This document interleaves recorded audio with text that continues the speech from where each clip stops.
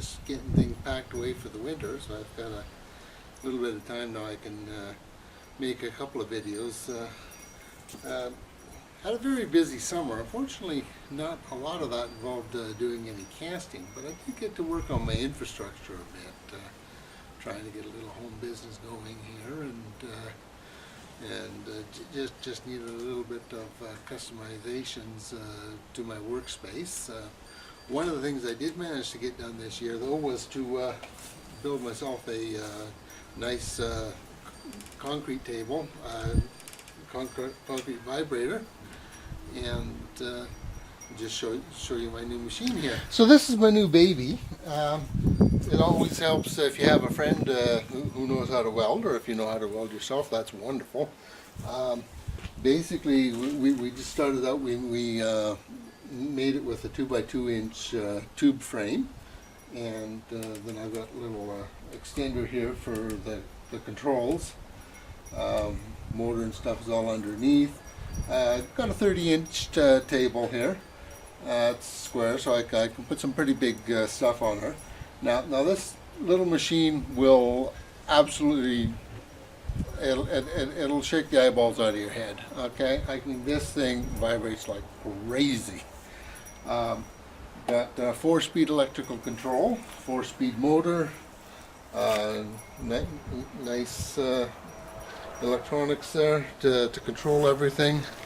Now I spent the extra money and I got industrial grade switches, so that way I'm not going to have any problems, hopefully, with switches breaking down when you just go out and buy the cheapest thing off the shelf.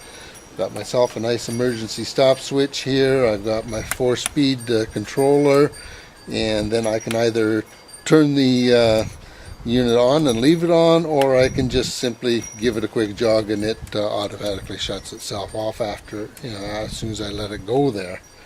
So emergency stop, you just twist and turn to get it to put the power back on. You need to stop it again, just hit the button and you're done. One other thing I did is I got a 25-foot cord. Now all I did was I just went out to the hardware store and I got myself a heavy 12-gauge extension cord with a molded end, and I just cut the other end off. And that way it gives it that nice professional look. I've got the controls extended out on a bar here, so I can bring them in or move them out as I see fit. And it also makes it handy for storage, because all I do is I just pull the pin out and slide this in. It takes up a little less space. The heart of the unit here is a 4-speed electric motor, and it's just used for you can get them for washing machines or for furnaces, whatever. The variable speed ones are hard to find, but they are available if you look. And I just got this one at a surplus store for 35 bucks, so that was actually a steal of a deal.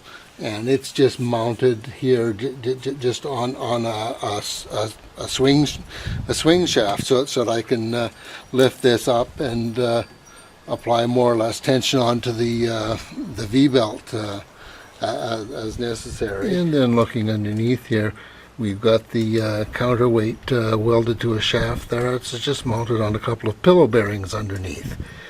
And the whole thing, if you look up in the corners there, you can see it's just sitting on 2-inch rubber pads. And like I say, this little fellow will rattle the eyeballs out of your sockets. I mean, this thing really can get going. It can shake a heavy load, so it's good for benches, full-size statues, and all kinds of concrete casting. Do several molds at once. Now, all I did for a basically the way these things shake is the motor just simply turns a counterweight, which is mounted to a shaft, and that counterweight is off balance, and that off balance movement just causes the whole unit to just shake. That's a really simple design, actually. There's not a whole lot to these things. You just get that counterweight is a 1/4 inch thick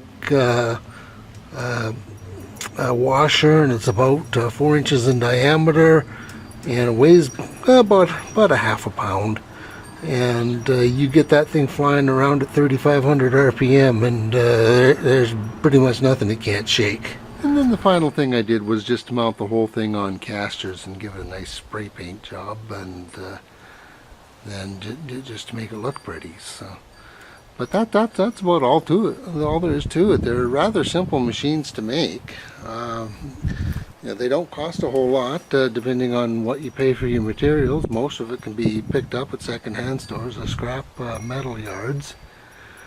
And like I said, I spent a little extra because I wanted some good quality control switches. I didn't want them breaking down after 2 weeks, but yeah, there's really not a whole lot to them. So anyways, if you want to make your own, have at her. That's a fun little project, and it improves the quality of your castings. Have a good day.